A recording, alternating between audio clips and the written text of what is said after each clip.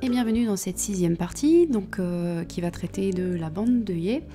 Donc clairement pour cette partie-ci, vous aurez besoin de votre machine à coudre, bien sûr. À ce stade, on en a toujours besoin maintenant jusqu'à la fin. Quoi d'autre, d'une pince à œillet si vous en avez, et des œillets compatibles avec cette pince. Et donc si vous n'avez pas la pince, vous pouvez vous munir d'un marteau, parce que normalement il y a tout ce qu'il faut pour poser les œillets, même quand on n'a pas l'outillage adéquat. Ensuite, alors je vais peut-être me répéter parce que j'ai filmé les vidéos qui vont suivre il y a très longtemps et j'ai un peu la flemme de toutes me les retaper, mais globalement la pince c'est bien de l'acquérir si jamais vous êtes amené à refaire ce genre de travaux, parce que c'est un gain de temps énorme et vous allez beaucoup moins réveiller vos voisins, parce que poser 2 bandes d'œillets à la main, au marteau, c'est hyper long, hyper fastidieux et hyper bruyant. Donc si vous avez des enfants, des voisins, tout ça, ou même si juste vous n'avez pas envie de faire du bruit, que vous n'avez pas la place, tout ça, et une surface sur laquelle taper, franchement, investissez dans cette pince, ça doit être quoi, entre 10 et 15 €, et ça vaut le coup. Enfin, moi, des années après, elle est toujours nickel et je m'en sers tout le temps. Voilà, donc on passe à la suite. Donc, une fois qu'on a terminé, on passe aux pièces de dos avec les œillets. Donc ça va commencer un peu pareil. On va donc mettre les pièces endroit contre endroit et on va coudre à 1,5 cm du bord. À ne pas confondre avec la première ligne de baleine surtout. Normalement on devrait coudre un tout petit peu à côté, par ici. Voilà, donc une fois que c'est fait et repassé, vous vous retrouvez avec ceci. Donc maintenant on va coudre tout droit sur les 4 lignes de canot à baleine. Alors, quand on est débutant, c'est toujours dur de coudre bien droit. Moi-même qui m'y remets parce que j'ai pas cousu depuis longtemps, c'est pas évident, je me rends compte, hein, comme quoi on perd vite.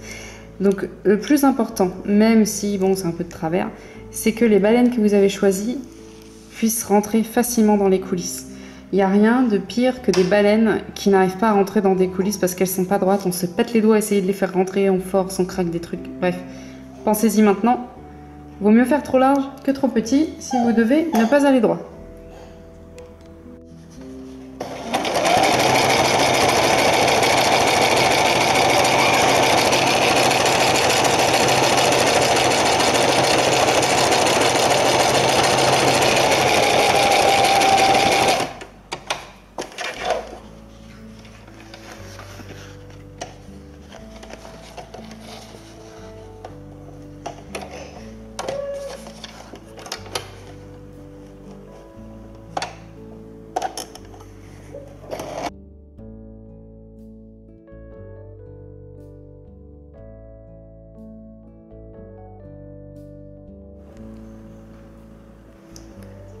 Donc voilà normalement ce que vous devez avoir sur toute la longueur. Maintenant on va poser les œillets.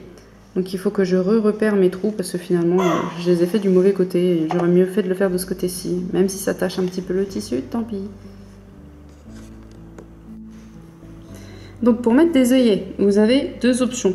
Soit vous faites un trou avec un poinçon, soit vous faites un trou directement avec une pince, que je recommande chaudement parce que ça fait gagner vachement de temps et surtout qu'elle sert aussi à poser les œillets en fait après.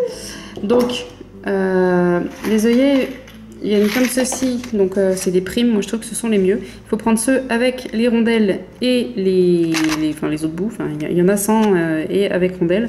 Et sans rondelles, donc comme il me semble que je l'ai dit plus tôt, ça fait une sorte d'étoile super vénère sur l'ouvrage et ça tient pas beaucoup dans le temps. Donc en gros, ça ressemble à ceci. Et donc dans la boîte, ils vous mettent aussi des outils, ça, et il y a un petit emporte-pièce aussi si vous voulez faire des trous et que vous n'avez pas la pince. Donc vous l'utilisez avec un marteau. Donc si vous n'avez pas la pince, vous prenez ce machin là, moi je m'en sers jamais, donc là, comment on fait déjà? Il me semble qu'on fait comme ça d'un côté, comme ça de l'autre. Voilà. Et donc en fait ça fonctionnera comme une pince, exactement pareil, sauf que vous tapez à coups de marteau dessus. Donc c'est très long et très chiant. Hop, je vais réussir à le retirer. Oui, viens là. Hop. Ce qui est bien, c'est qu'avec la pince, tout ça, bah, en fait, elle est universelle. Enfin, universelle. Tous les machins primes marchent avec. T'es obligé de prendre mes dents. Ah bah non, j'en ai un autre là. Haha, j'ai tellement de paquets d'œillets que j'ai tout ce qu'il faut. Ça va, c'est la bonne taille. Donc, un petit exemple. Donc, soit au poinçon, soit à la pince, soit au marteau. Je vais aller faire mon petit trou. Hop, crac crac, et j'ai mon trou. Du coup, je vais changer ma pince. Et je vais mettre, oula, pardon, excusez-moi, les outils appropriés. Voilà, donc comme ceci. Du côté beau, j'ai envie que ce soit ce côté-ci. Bon, ça fait pas bien le focus, mais bon, voilà. Donc, je vais le mettre vers le haut. Moi, j'utilise des 4 mm. Et donc, la petite rondelle, vous voyez, elle déborde d'un côté, et ben il faut le faire venir vers nous. Voilà. Je prends la pince. Côté plat du côté beau, du corset, j'entends. Et là, je fais un bon crack. Voilà. Et pouf, ça y est, c'est rifté. C'est nickel, c'est propre. Enjoy. Et bah, après, il faut tout faire. Voilà. Voilà, donc on vient de passer une des parties les plus techniques et les plus inhabituelles. Si vous cousez des choses de tous les jours, c'est vrai qu'on pose pas des œillets tout le temps, ni des busques. Donc je vous invite désormais à passer aux choses sérieuses. C'est là que le corset va commencer à apparaître par magie sous vos yeux. Donc on va passer à l'assemblage des pièces. Je vous retrouve tout de suite.